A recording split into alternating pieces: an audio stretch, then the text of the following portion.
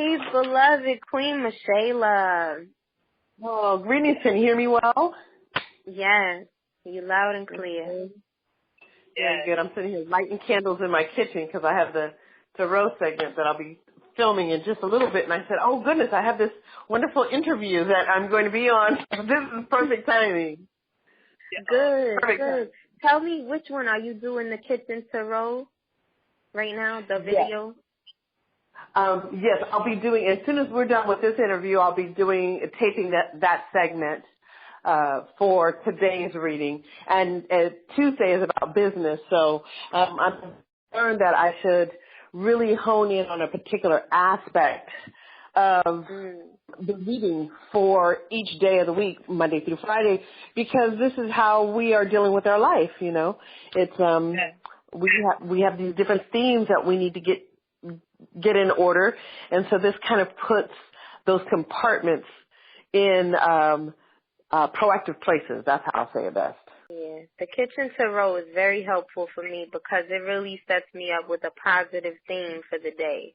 Like, because you always pull out the positive aspect of the card, and a lot of times it's difficult to do that when it's, you know, something like, especially if you're dealing with challenges in your everyday life in the moment.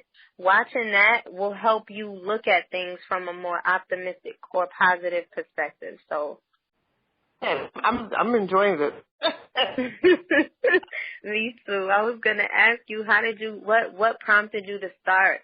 Because I know Kitchen Tarot's been going on for a little while, but what prompted you to start that? Oh, wow. So, great question, and I'm not going to take the full credit for that, and so this is a beautiful opportunity to share this. Several years ago, I want to say maybe even close to 4 years ago, I had been doing a daily reading, and I would just post it generally on my page in another particular group, Global African Awakening. And this particular group is founded by my spirit daughter, Kweli Koshana Jones, who is also studying neuroscience and how the brain works, and and bringing together the indigenous people of African and indigenous origins together. And so I was posting once a day these readings, and they would, as it was said, these were right on time, and they were just very general. And so, you know, some time went, and I stopped posting those. So she came back to me, Kweli, and said, Mama, I really think you should do your general readings again. And I said, well, you know, I'm doing my readings for people. She goes, I know, but there's something about the words that you use. It's even beyond just the reading. It's the words that you use that actually stimulates positive manifesting. And I thought, oh, wow. And so she goes, is there a way that you could do it so that it's easier to share? And I said, well, I could probably put it on YouTube. And she goes, I think you should do that, Mommy. That's what I think you should do. And I said, okay. And, you know, I'm one of these people that if you give me a suggestion, a constructive support suggestion, I don't take it negatively. My brain just doesn't go there, Virgo. I'm very analytical. However, my rising is Leo. So that makes me an optimistic in courage. I'm very optimistic in courage, and it has me more in the mindset to just do it instead of thinking on it. So when she said that, I said, well, there's no better time but to do today. So I'm going to get up and get started. And so I did not say, oh, I'm going to do Kitchen Tarot. I just happened to pull a tarot card, and I was, you know, in my living room. And the next day I did it. And about the third day I was in the kitchen. I found myself working in the kitchen and cleaning, and I was pulling my cards in the kitchen. I always kind of pull my cards in the kitchen or in my sacred space, one of the two places. And I just said, well, gosh, this is easy if I just do my stuff in my kitchen and then talk about this, and then I don't feel like I've wasted a lot of time today, you know, being in one place and having to set up over here. So I just started doing it in the kitchen. And lo and behold, lo and behold, I just said, Oh my gosh, I'll see you tomorrow on my kitchen tarot. And that's how that started.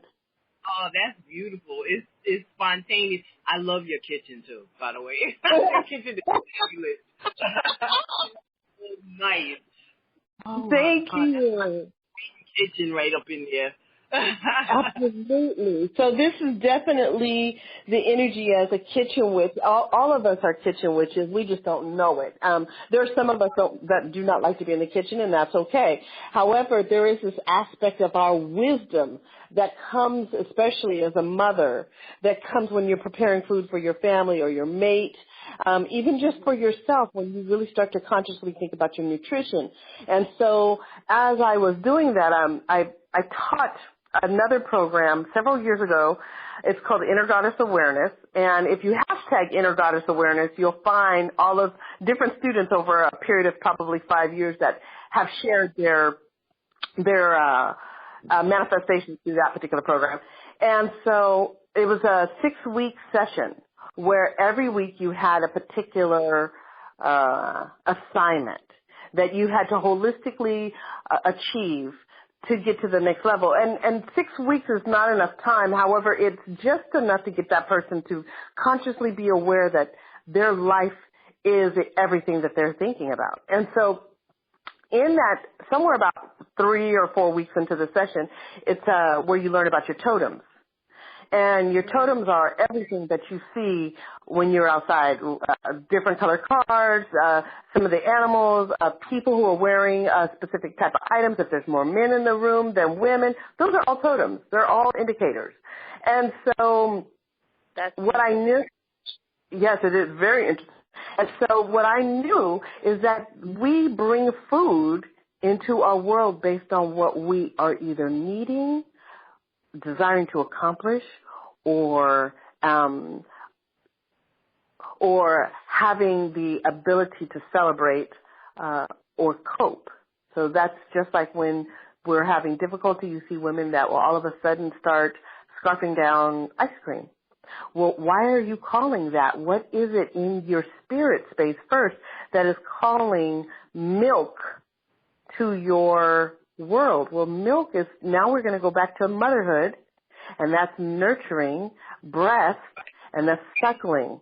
So therefore, why is it that you're calling milk into your world right now? If you're, especially people who are lactose intolerant, who can't physically, but yet they'll go scarf down a whole thing of ice cream or yogurt or something like that. And it's because their aura, their energy, their spirit has called that into their world for some sort of support to assist them. So now we've got to deal with the brain. And so when I was sitting there doing my tarot, I started noticing that my cards were conducive to the aspect of what I was cooking for the day or the spices that I was using. Oh, my goodness. And I have been doing that for a long time, but it made sense for me to be able to share it on screen. I was going to say, speaking of nurturing, could you tell us how you started in spiritual things at all? You know, did your parents and your family teach you? Did you notice you had gifts as a child? You know, what got you started, and what is the spiritual path that you took till you got here? So I'll finish up that one segment, then I'm going to segue into what you asked me, because it's very pertinent. Okay. Some people may call cayenne pepper or hot and spicy things into their, all of a sudden they want to eat spicy food. They want to eat salsa. They want chips and salsa all the time. And so what's happening there is that they're actually really asking for something to protect them. Because cayenne pepper, salsa, something hot, that's protection. Well, now we're dealing with Ogun energy or Shango energy. What is it that you're either needing to be protected from, or you need to protect yourself for, or be a protection for somebody? So all of these things matter, and they'll come through the tarot. Now, to get into what you were sharing, how did I get here? I've always been a very intuitive child. I guess that's what I'll say. The 2 dates of my birth are very auspicious. The 9th month on the 7th day. So And my life path number is a 22. So there's definitely all of these That's indicators of, powerful. and mind you, I don't know that, and I'm just a little stir crazy, growing up trying to figure out what to do with all this energy. And it's not me; it was probably more or less my mother, just trying to figure out why do I have that kind of child. So at sometime about, I would say maybe 7 or 8, I was able to discern energy, spirits, earth beings, and then otherwise. And I was raised Catholic, went to a Catholic church. We were practicing Catholics. So it wasn't just a periodic go for the holiday. This was, we're going on Sunday Mass. I have Saturday catechism. I have parochial school, the whole 9 yards. My mother spoke Latin. She didn't speak Latin like out of a book. My mother fluently spoke Latin. So Now, where were you born and raised?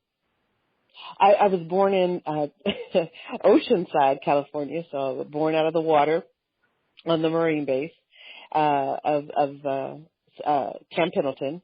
And then eventually my father migrated us into Northern California, Sacramento. However, my parents are not original Californians. My mother is from Cleveland, Ohio.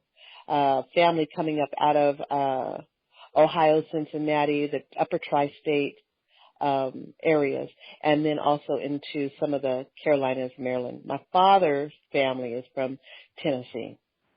And so they came with their rich cultural connection to life. And even though we were Catholic, my father had a way with himself. He was not raised Catholic, he was Baptist. But he acquiesced and converted to Catholicism so that the children would all be raised under one religious ideology. Yeah. And so eventually I left the Catholic system of things and found myself becoming one of Jehovah's Witnesses. I went Pentecostal and then I went Jehovah's Witness. And I was there for almost 20 years. And I wasn't just one of Jehovah's Witnesses. I was a full-time pioneer, 90 hours in the ministry every month, took my 4 children, nursed those children. I was a La Leche coach, did all of that. And became one of the, how they would call it, a pioneer, a leader in the organization. And I would study that book, the Holy Scriptures. I would study it so intensely that it began to speak other things to me. And I would question the elders in the congregation.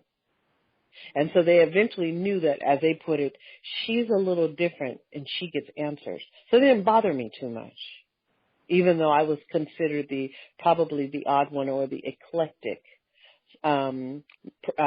members in the congregation. And eventually I left that organization. Several things did happen that allowed me to discern that it was a very misogynistic organization. And then there were some other things, and I have a book that I'm writing in regards to this journey that I have with this organization. And upon leaving there, I had a very spirited exit, and it happened through a physical beating. And I was by this time I was married in my second marriage to a member of that congregation, and he was just still learning how to deal with his stuff. Had not done any internal work. I had not done any internal work, and so of course we would have these issues. And so it got to the point that it was it was death dealing. And I almost lost my life twice in that relationship physically, like as in on the table, bleeding out sort of thing. And by this last time, I was hit in my kidney and fell to the ground. And at that moment, whatever that trigger was, I literally saw, like there's this scenario in the Bible that one of the men standing with Elijah says, "How will we get help?" And he says, "You're not looking, because the help is all around you. And he says, I need you to turn around, close your eyes, and then open them, and you're going to see the help. And then there was the congregation of, according to the scripture, that there was a congregation of angels on horses all around the mountain. That's how I felt the moment that I fell down and began to wail. And when I opened my eyes and looked, I was sitting in an arena of spirits. And I had shut down that energy, those realities for a long time. And I saw spirits literally fighting for me. And my children came into the room, and they could not get me out of the room. And he kept me pinned down. And at one point, I kid you not, I don't know to this day how I was thrown. I was propelled out of the door and literally flew through the air and landed on my feet. And it, just to be standing in front of my mother-in-law looking at me in sheer shock, because she saw me coming towards her. And so at that moment, I realized the spirit was now activated in me, and I could not deny that any longer. And that was the transition from me leaving that organization. And I want to say that was something like maybe 12 years ago. So I've had many a walk, and when people tell me, oh, I belong to this organization or this religion or this, I don't have any pain or disgust or confusion as to why they're in a particular religious organization. I know that is where they're supposed to be at that moment for their growth. Therefore, as they're being nurtured, just the same as I was, they will eventually come to the reality of what spirit is, and that's what happened with me. I had a family member in that household that was not by blood. She was a crafter. She was a witch, and as she would tell you, she's a Najee. And her divine care for me is what saved my life. And she was not easy about it. She was not easy about it. So, there were many a day she would cuss me out and tell me, you're being ignorant. You are choosing an ignorant way of thinking. You're not resting in your power. You're choosing not to know who you are.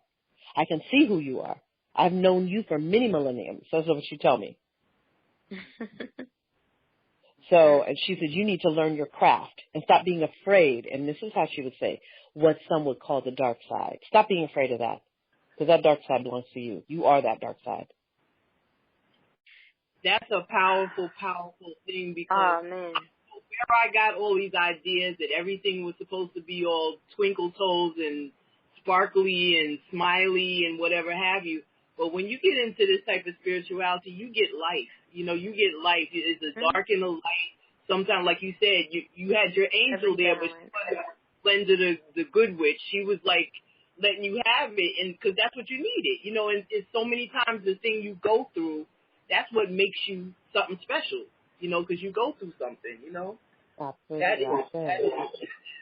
That's wow. That is wow. Going through it, especially the domestic violence part, as you're going through it, are you actively looking for the light at the end of the tunnel? Are you waiting for this person to grow into the power that you see in them, even if they're acting out on you? Like, are you concerned with them? Are you concerned for yourself? Like, how does that process go in your mind as you're coming through it? Not necessarily after the fact, but in the thick of it. Well, yeah, that's a good question, and rightfully so, especially as powerful women that we learn that we are. You get to a point where it's not about the well-being for that person. You don't even know the well-being for yourself, and that is the hardest thing to come into terms. You're so caught in the abuse. You're not even looking for hoping he will change. You're just hoping that you can survive and not have to be somewhere that you don't know the answer. And the reason, the way I'm saying that is in don't know the answer, like, where will I live? What am I going to do for money? How am I going to eat? Am I going to have transportation? So your thought process is so distorted. You will remain in that circumstance hoping he changes so that your circumstances for living it will not be compromised. Yeah. But interestingly enough, right, it's survival. And you've already compromised your life because the next thing you know, you're either here or you're not. And then the person can really kill your spirit so that you're truly not here. You're a zombie. So when I see women, and let me digress. When I feel women, I can go into a store. It doesn't matter if the man is with her or not. I can almost smell her that she is dealing with some abuse. Mm-hmm. And it used to really break my heart, and because I would think to myself, you don't even know how powerful you are. And the woman doesn't have to act weak. She can be over aggressive. She could be rude, or she could be bossy. And then immediately something in that energy, and all of a sudden I'll be able to see the story. And I go, oh, okay. So this one was abused, or this one was manipulated. This one was, castrated. Her spirit was castrated. Mm-hmm. True. Any woman could be in that particular situation. I was gonna say, you said something powerful. You said that all of us are kitchen witches, and I heard a man once. He's in like a Yoruba tradition, and he was saying all black women are witches. And I really feel that to be true. It's like we just don't know it, and I really feel, I see us doing things, and lately people have been expounding on, when you see that woman, you see that mother pull out a meal when she didn't have no money, or you see this other one do somebody's hair and now they feel like $1 million, or they want to talk while she's scratching their scalp. All of that is power. Can you speak to how you see power and witchiness in our everyday life, whether we know we're practicing or not? Yes, absolutely. We manifest all the time, all of us, even when we don't want to. That's the way that's the way it was set up from the point of creation. We're all extensions of the great divine source. So therefore, anything our mind thinks upon has already been thought upon from the great mind, literally translated and now confirmed in our mind when we now receive the message of thought. And then now that message of thought will come into an experience. So yes, we are all witches. And as I was bringing up before, the term is, some use in the Yoruba tradition, age. The word actually means the older wise one. So there's nothing European or Caucasian in regards to this word. There's nothing. Right. And many people, because of not knowing enough, not reading, and that's another thing. We have to go back to reading.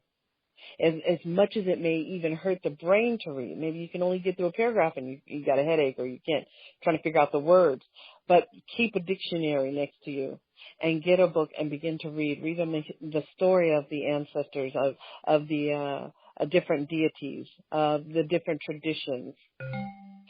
But because of not reading, then you only have fear, and that fear came from a religious precept, religious conditions, religious system, the fear.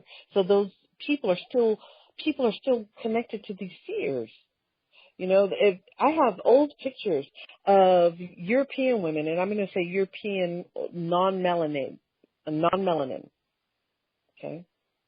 Because we even have to be careful of that term. We have Europeans who are also indigenous. So when we say, oh, the European people, well, which ones? So in this case, it was non-melanin, and they were walking in front of an old shop that had all the Halloween stuff, all of the different things that belonged to indigenous people. And the next photo shows the indigenous people of African descent sitting in a church. This photo was taken in the same year, somewhere about 1925. And I felt that was most interesting because the non-melanin Europeans were indulging in our art. Like today. However, right, okay, and right, and the melanin indigenous people were in the church giving away their power, not even acknowledging the power, being afraid of the power, being afraid of the witch or the pumpkin or the equinoxes and the celebrations of the moon. But yet all of that came from them. So, and that's because you are indoctrinated, and now that indoctrination has set up fear. And so now you have people here, children, right, that have come from these different groups, children of these mothers and family members that went to church, and they're still carrying some of that stuff. So you'll have someone say, "Oh, don't call yourself a witch." Really? Well, it means wise person. It's a Celtic word. Now, can we please go back to find out where the Celts come from?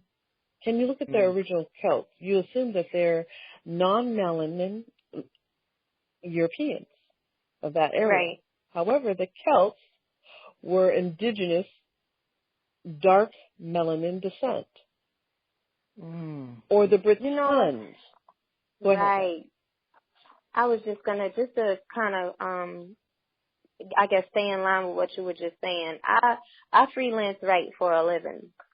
And I submitted an article. Everybody's talking about Prince Harry's new girlfriend, Meghan Markle, whose mother is a black woman from the U.S. and her father is a white man. He was a Hollywood producer for a while. So, but this woman, she's a brilliant woman. She went to Northwestern University. She's worked for the U.S. Embassy in Argentina. She speaks Argentinian Spanish, and she works for the UN. She's very intelligent, very well-rounded, and everyone is like, they're talking about this relationship like it's some kind of groundbreaking relationship, and I'm like, and so in my article, I talked about Queen Charlotte Sophie, I talked about Philippa of Hainault, I talked about how the Britain is essentially it was originally a black nation. That whole United Kingdom area was run by people who were heavily melanated, and they asked me to remove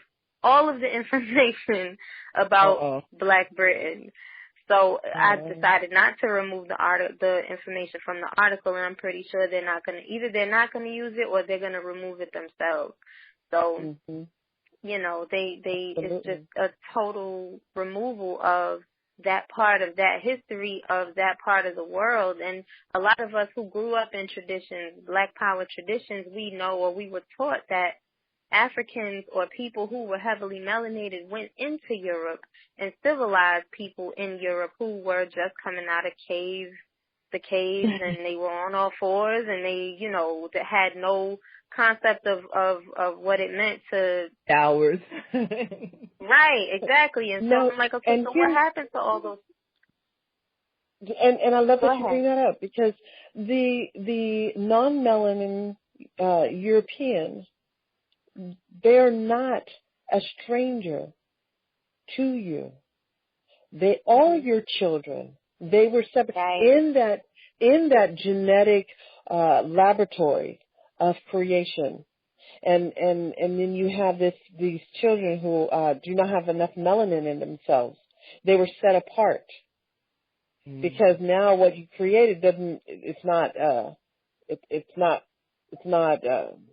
doesn't work. You don't understand it. It didn't look like whatever it's supposed to look like. And so when I see that, when I deal with different people, especially in the craft, because I have some beautiful connections with people in the craft who are not melanin, who have a deep regard for the story of their craft. Yeah. Mhm. They have a deep regard for it. They know about Tituba. They know she was the African that brought the voodoo over, that the Puritans called a witch, Mhm. because that was the only word that was available to them. That's just like saying, if I go into Chile or if I go to Venezuela, I'm not going to say yes. I'm going to say, oh, sí, amiga. Right. So therefore, the only word that they had available to them is witch. So, again, this is an offshoot of the word wajet, and then age, witchen, witcha, wicca. And so, I have the relationship that I have with other witches who are of European non-melon families, who have had witches in their family, as in active witches in their family. They all know, and so I don't have any witches that I know personally that treat me a certain kind of way because of my complexion. Matter of fact, if anything, it's like, They revere you. we're glad, yes, almost like we're glad you woke up and figured out who you are, because we've been knowing who you are. Right. That's something you brought up last time we spoke too. You said that those who know, when melanated beings enter the room, they silent. They hush. Yeah. Oh, there's a hush across the room, and they listen to what you have to say because they know the power that's entering the space. Exactly. And so there's this great relearning that has to happen. And so sometime what I discern is that you'll have different ones who are on this path of recognizing their own inner power, and they say, well, I don't want to be called a witch because that's European. Well, and then that makes me laugh, because then I think, well, European what? Because there's indigenous people in. Okay. Yes, I'm thinking, well, wait a minute. There's some indigenous folks in Europe. I mean, I know a lot of them. Matter of fact, just before we got on this call, a friend of mine, a student of mine, just called me. He's from the UK. Just beautiful African man. So I'm thinking, okay, so European what? So when someone says, oh, I don't want to be called this and that, then I think then you don't want to be called a wise person, because if you really comprehend this work, you will know everything is in the Word. Every living thing is in the Word. And so I love this scripture. And interestingly enough, I'm not a Bible-toting Christian witch, because there are Christian witches, and it's because they're using their wisdom in their particular religious path. However, there is a scripture in 1 John. Everybody knows this. 1 John 1:1. In the beginning was the Word, and the Word was with God, and the Word was God. Yeah. Now, the whole point is it's the Word. The Word is a vibration. And that vibration, once it makes a sound, will convert itself or convert whatever is laying there. So whatever is there, of however it is, whatever was, the liquid, the vibration of a sound made this liquid turn into this thing. Then a different type of vibration of sound made that liquid in this over here form. So if that's the case, then I would be really careful about the words that I would use, and I would definitely decide to call myself a witch, because that is powerful, it is insightful, and it is wise. I find all the Black sisters have come to that point of view. And it's exciting because it's like every kind of woman. I've seen Christian witches too, just recently.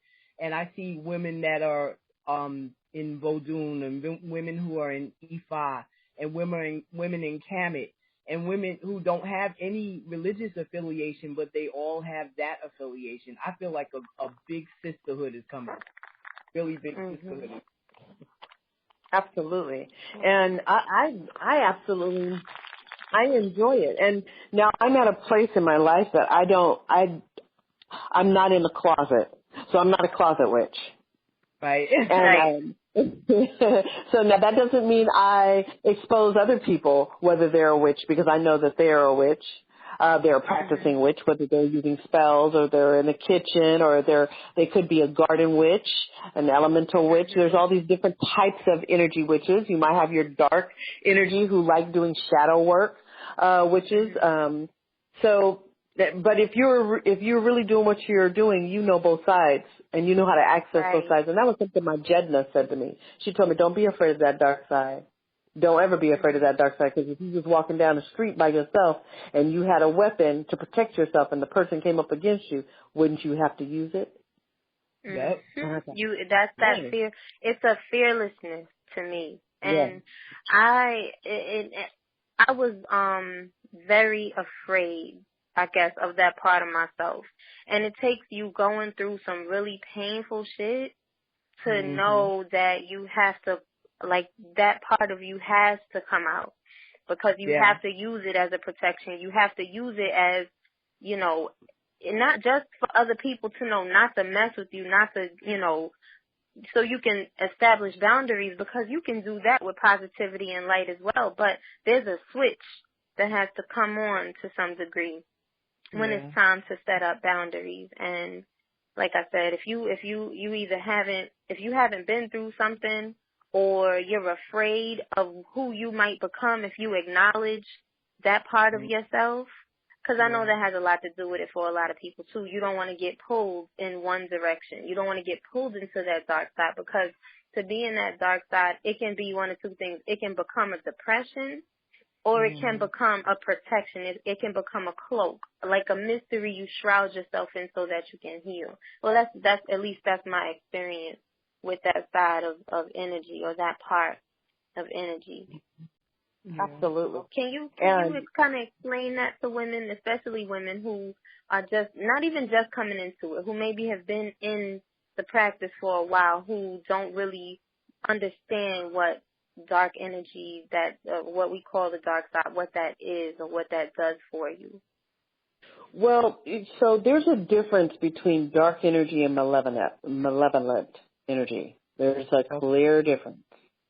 And so dark energy, we're talking about your womb energy. We're talking about some shadow work. We're definitely talking about spells, reciprocity. That's dark energy. Dark energy is internal intuitive work, which means we are going into the recesses of the dark mind, into that pineal gland of perception.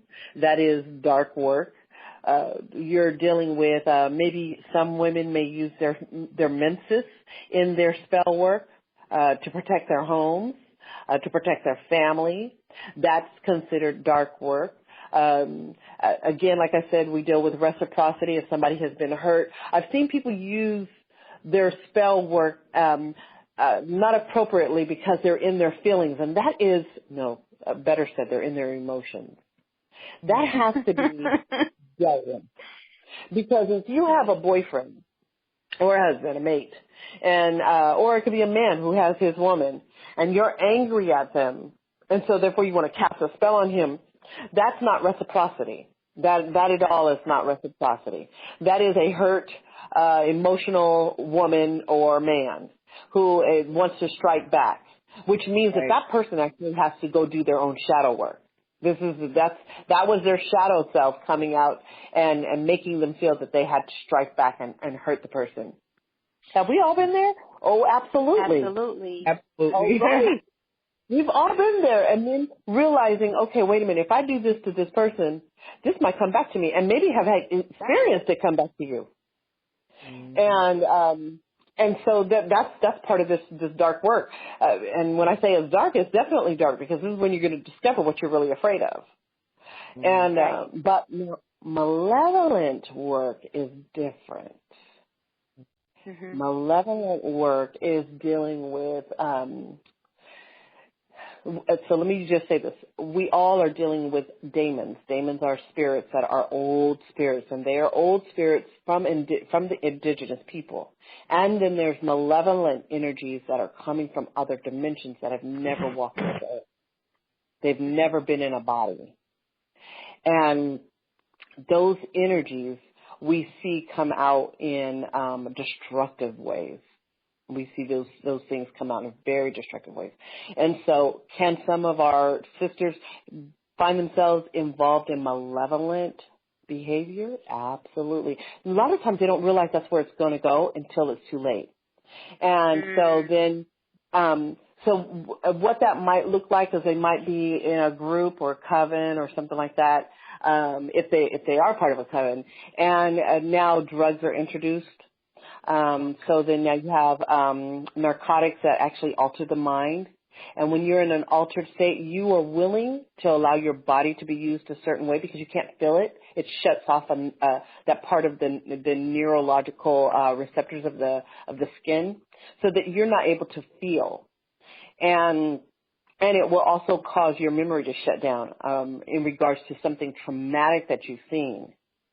So then now we see the malevolent behavior that may not be remembered. And people will say, how could you not remember that you did that, this horrendous thing? And so, well, they may not remember it because the brain has a very protective function. And then if it's altered by a narcotic, it will continue to keep it blocked. So, and after we know that as women, if you've had a child, you cannot remember the pain that womb felt pushing out that baby. You will have 3 or 4 more. Right. Every once in a while you have a woman that can remember it, but for the most part, we can't remember the actual physical pain. Right. So it's the same thing with this malevolent type of work. And so this is where you'll get people that find themselves involved in certain type of practice where there's body sacrifice. And there is, the maiming of physical bodies for an altar, and they're so deep into it they cannot escape out of that. They have to continue. So you'll find these dark energies like that, and when I say dark, I mean malevolent energies. Most of our people are not.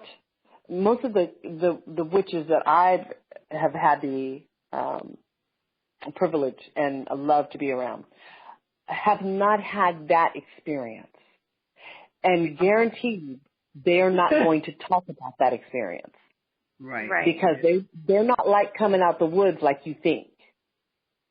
There's no, and if you get one that starts flapping their lips like that, she's not going to be there very long, because they'll deal with that energy. There's a right. What's done in this place, this is and if you start flapping your lip, we'll just make sure that you're just not here. So, right. So then they start to, you'll have that clan head of that type of energy will begin to work energies against that one. See, so that person ends up going crazy and doing something kind of out there anyway. So, but here's what I want to tell you. Those energies, they are never called witches. And so, like I've heard people say, I've seen it where the satanic witch cult, that's an oxymoronic statement. Satanists are not witches. And witches are never Satanists. And so people must know that. So then sometimes people will even confuse and say, those witches are really dark, as in putting satanic work on them. That's an oxymoronic statement.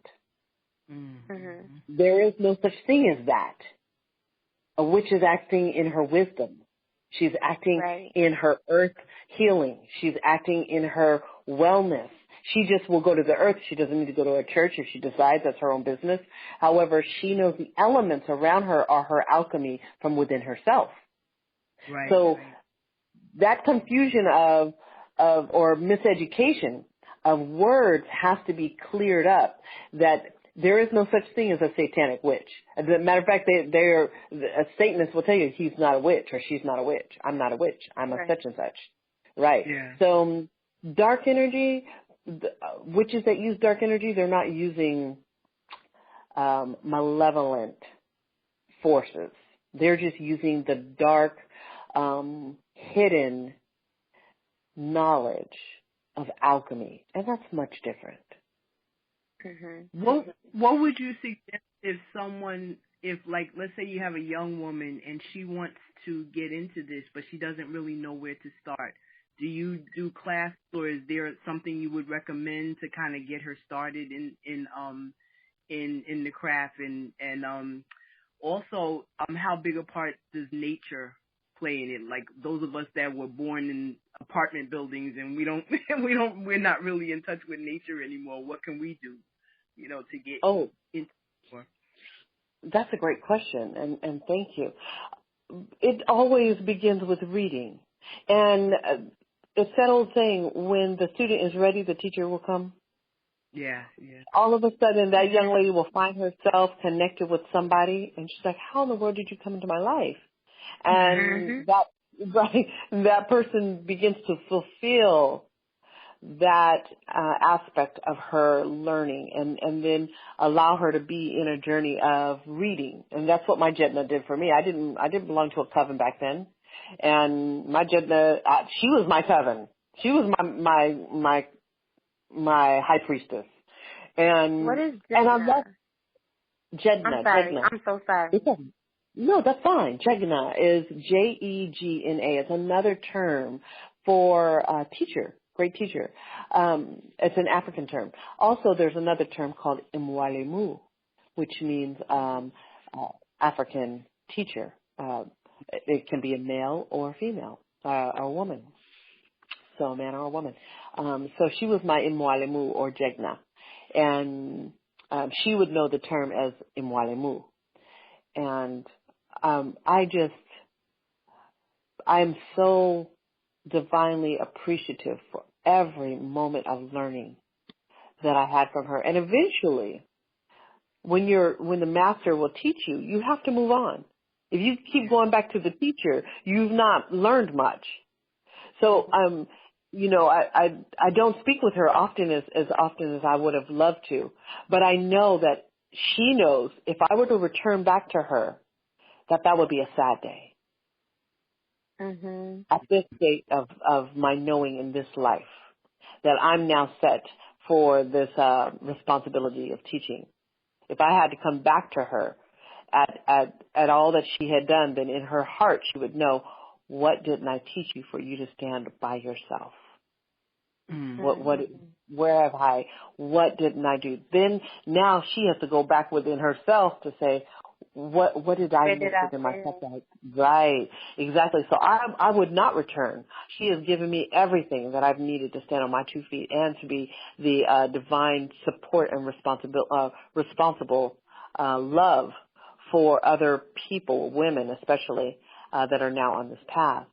And so I know my Jedna, my Mwalimu, I know she'll hear this interview, because she's one of this sort. She's a very technical person, and she loves radio broadcast, etc. And so I'm thankful for her, and I have so much respect for her divine insight in my life, and she saved my life actually. She would come when I was bleeding to death, and she would bring pomegranate juice. I think I shared that before. Pomegranate juice every day to my bedside and tell me, I need you to drink this. This is the goddess nectar. I need you to drink this, and then I'm going to come back, and this better be done. I couldn't even drink. I was just that weak. And so she began to really nurture me. And then when I got my strength, when I was strong enough, then she didn't cut me no corners either. So yeah, she'd slap my wrist real good, and I'd be crying and not want to talk to her for a couple of weeks, etc. And then I'd come back, and she's like, "Okay, you done being mad? You done with it? Okay. I love you." And she'd only tell me every once in a while she loved me, but yeah, absolutely. So as women, as what I would say for a person who doesn't know where to go, have them look at the older women in the community who are doing some things, and not to be afraid of constructive support. That means that woman might tell you something and it might hurt your feelings. Mm-hmm. Yeah. And Stop that's chasing what I'm after saying. that little boy. Right. Yeah. They'll tell you some things that you're just like, you're not supposed to say that. Yes, I am supposed to say that. You know, you don't know how to listen. And so we get into our emotions. That's what I was saying earlier. We get into our emotions. We are emotional, try to be emotional witches. And let me tell you, that is not a strong witch. When you're emotional, you want to cast a spell over here. I'm going to do this. And Tara was like, oh my gosh, take the wand out of her hand. I don't want to be around, you know. So when you really begin to master your craft is when you really discern what it is to sit as a high priestess. You are observant.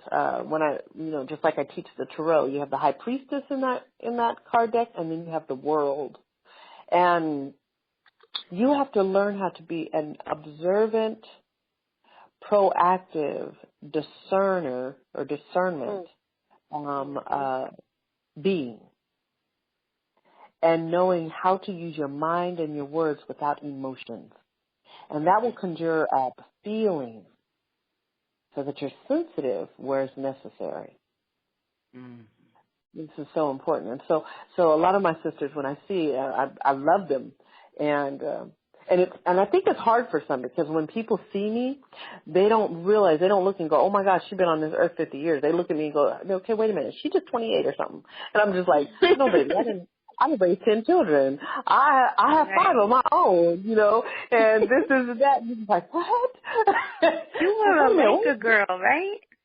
Yes, ma'am.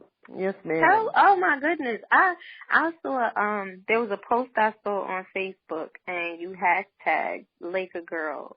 I forgot exactly what it said, but I was like, but I should have known because I'm like, your personality is so bubbly, like, you know, you love to smile, you love to, you know, be the light in the room, and I think that's so beautiful. But then, and me and Miss Pat, me and the aunt were talking about this one day. We were like, watching you on the screen, like during our last interview, it's very clear that there's so much more and so much depth and so much more to you than what meets the eye, and it's a very powerful thing to see.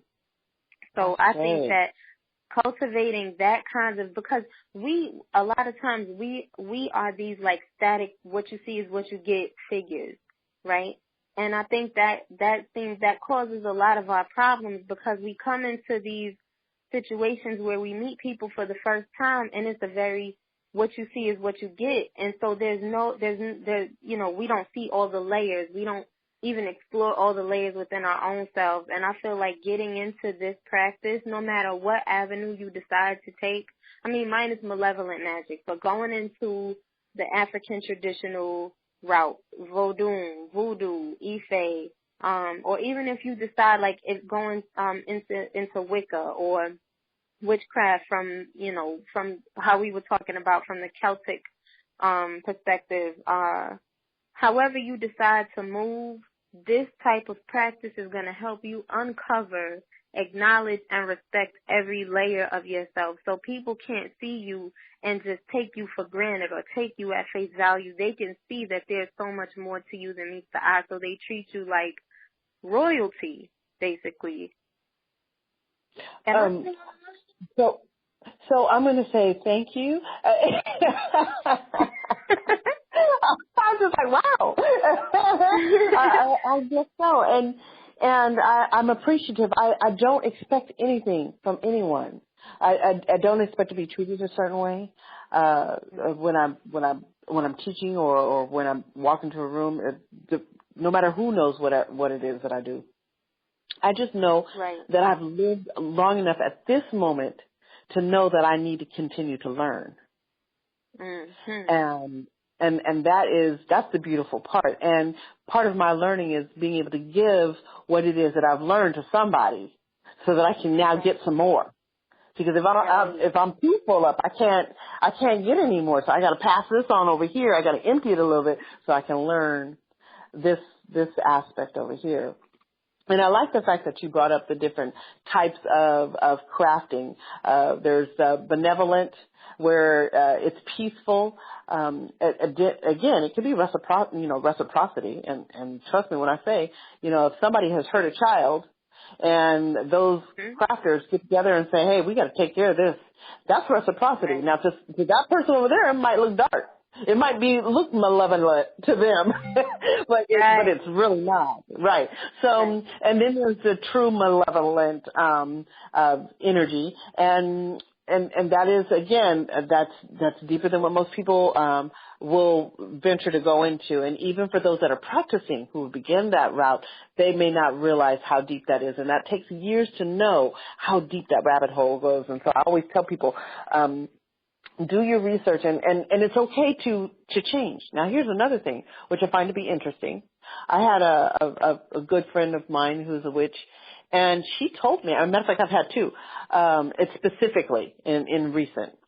They used to be malevolent practitioners. And when I'm telling you malevolent, they have been practitioners for many years.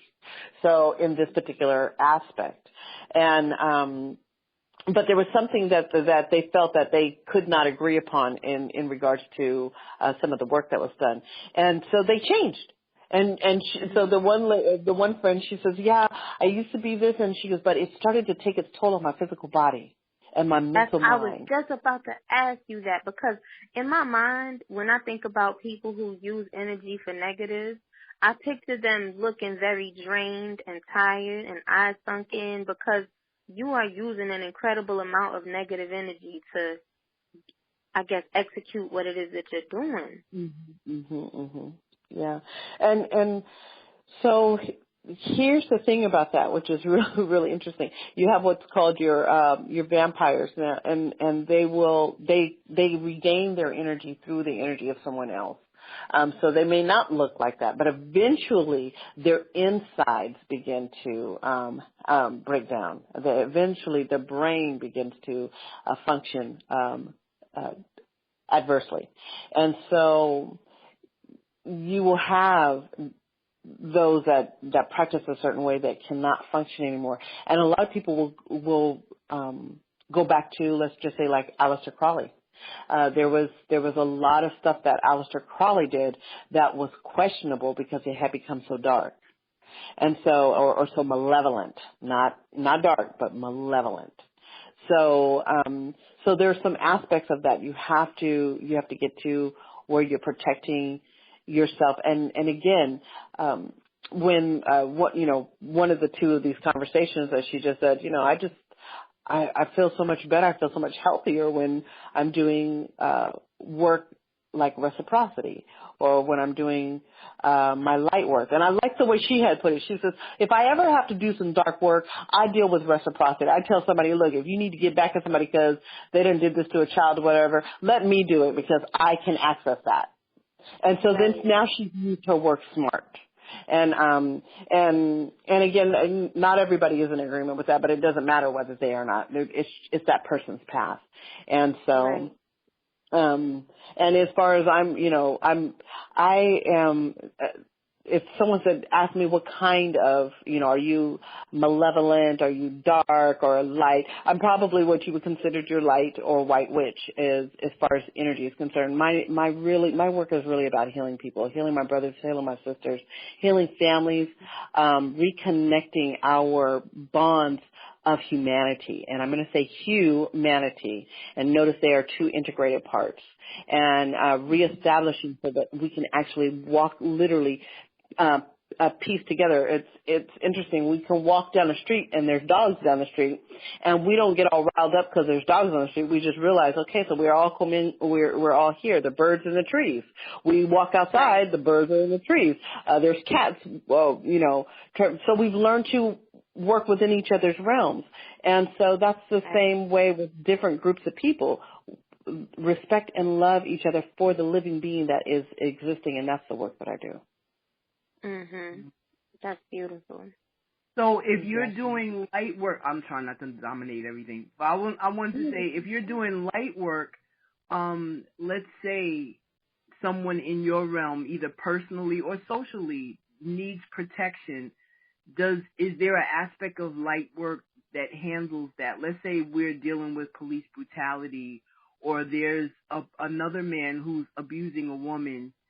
You can do things in a light way, in a protective way, where you don't have to send any negative energy out. Or would you find No, that you light work doesn't mean that. Light, and I think that is another misnomer, that people think light work means that you don't do anything that might have to bound or bind a person. That has nothing to do with that. Light work means that you're not doing malevolent energy work. And when I say malevolent, and maybe I need to really, really go into this, and we won't touch too long on it because it can be really, really dark. But the malevolent work, we're talking about body sacrifice. Mm-hmm. Okay. We're talking about heart sacrifice. We're talking about limb sacrifice. Okay. That's Part. so we're not talking about that. So that's why I said sometimes when I see my young ones out here speaking, on social media, and they say that they do dark work, and then someone else over here says, "Oh my gosh, they do dark work. They're Satanists," and I think no, they're not Satanists. They just said dark work.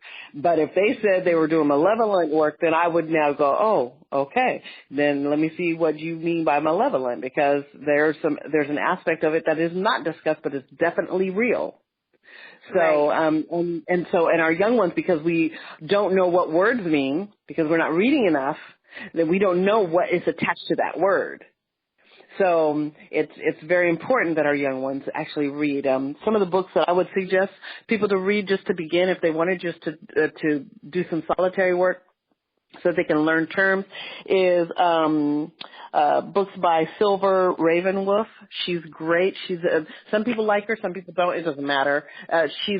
Her introduction into the craft is really easy, so that you can get a greater understanding or inner awareness.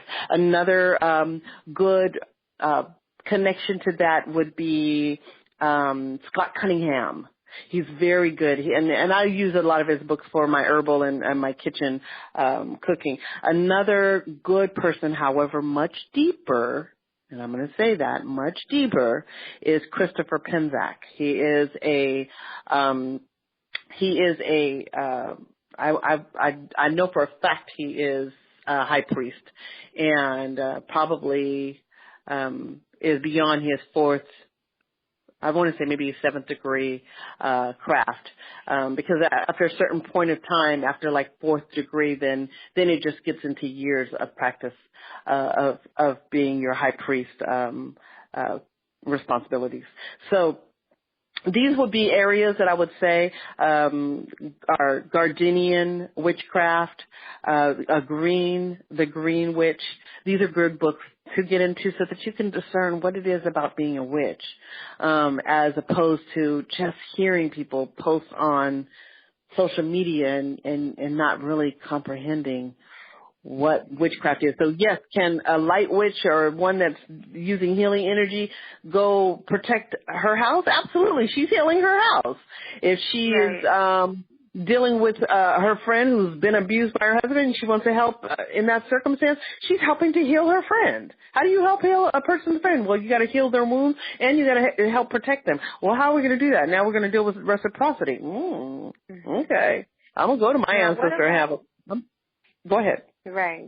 I was going to say, have you ever read Jambalaya by Louisa Taish?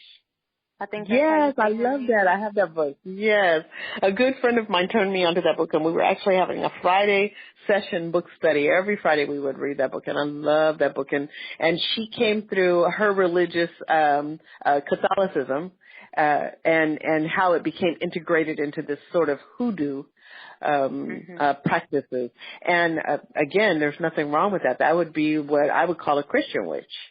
So, and then eventually her journey led her into the practices of her people, which was amazing, is amazing.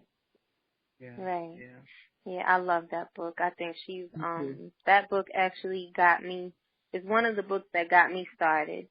That book and this one is a little bit more technical, and it's from a historical perspective, but it also kind of let me know that hoodoo was a lot more than what we were taught it was. It was a very legitimate practice, a protection for enslaved Africans in America, and it just got so diluted because of the laws that were established against it. But the book is called Mojo Working, The Old African American Hoodoo System by Katrina Hazard Donald.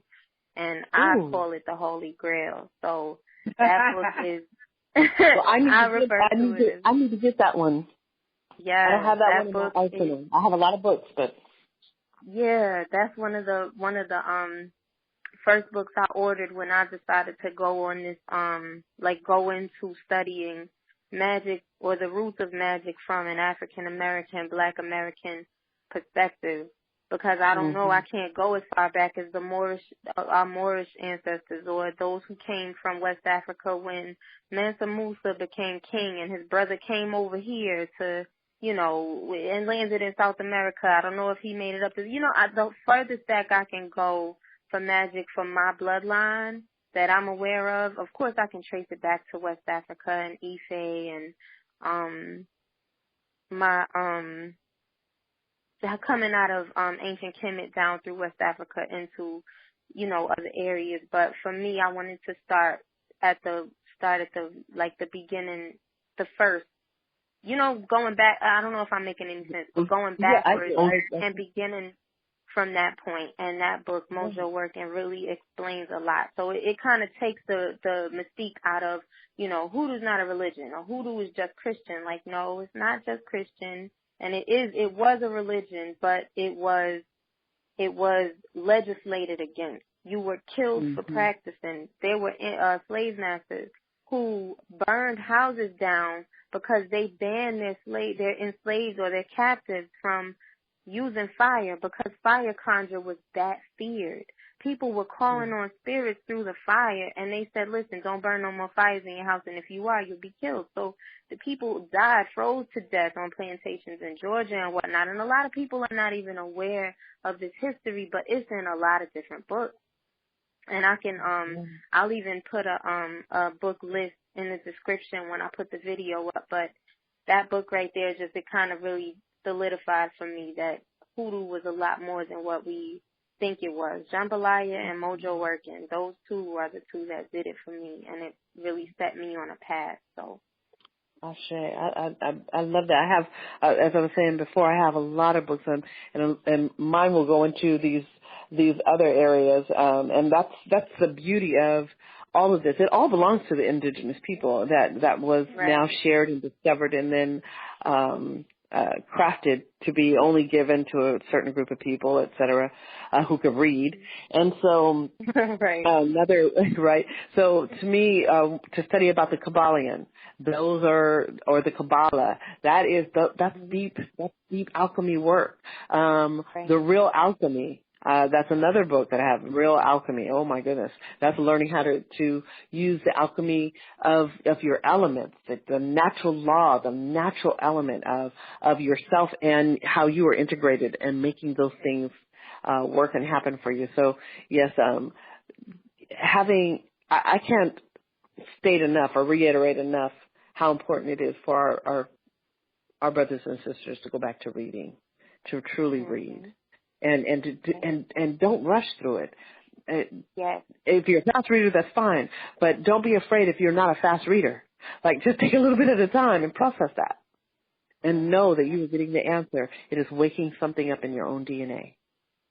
Yeah, that's beautiful. And I'm going to tell you, something else that's waking up something in my DNA is your Libra Tarot class. Because... let me tell you, I say this all the time. I know you see a lot of my posts when I share it in groups and whatnot, and when I posted it on my own page, I had absolutely no respect for the tarot. None. I had supreme respect for divination, but for me personally, when I bought a deck of Rider-Waite-Smith tarot cards about 4 or 5 years ago, and when I got the deck, I looked at each card and I was like, I don't like these. They don't speak to me. I don't like them. I don't like them at all. It's all white folks. It's all dark. It's all negative. I don't like them. Even though I couldn't find the value in it. And I thought that maybe if I had a deck with some brown people, I would appreciate it more, but it didn't really happen. I still didn't engage with the cards. I bought I won the Afro-Brazilian deck in a contest by this sister named Omega the Genie on Facebook. And I was determined to win this contest. I was like, I'm going to win this contest because I want this deck with these brown people on it. And I got the deck, and I opened it, and I'm like, I don't like these either. So I put it away, and so I got a deck of plain playing cards, the B brand playing cards. And I was like, okay, I love these because I'm doing a segment today with the playing cards. I said, I need to do a segment with just playing cards. Yeah, so that'll be great. I'll tag you. Okay, so good. Yes. So I bought the B deck, and I'm like, okay, I grew up with my family playing spades all day, every day. You know, the times that I was over there, all the adults and some of the children would be at this big table, and they would be talking across their table with their eyes. They would be, like, shit-talking on it, slamming their cards on the table. I just had a love for playing cards, and when I learned how to play spades, I was slamming cards, and I'm all about the playing cards.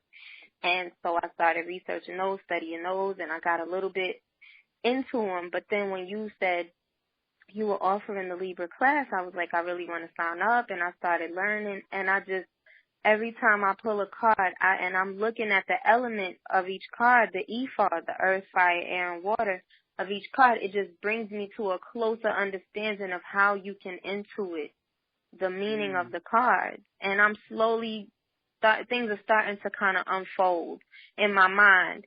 I'm going to talk, I hate to be talking so much, but I'm going to say one last thing. Oh, fine. I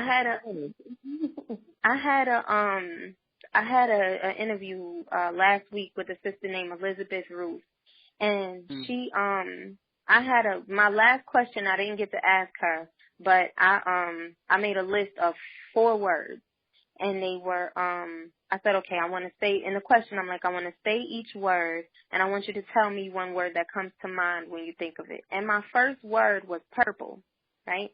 And so and this is before I went to really get into who she was so I could ask her some pertinent questions for what she practices. And as I'm going through her page, this is after I wrote the question, I see this sister has a supreme love for Prince, the purple one.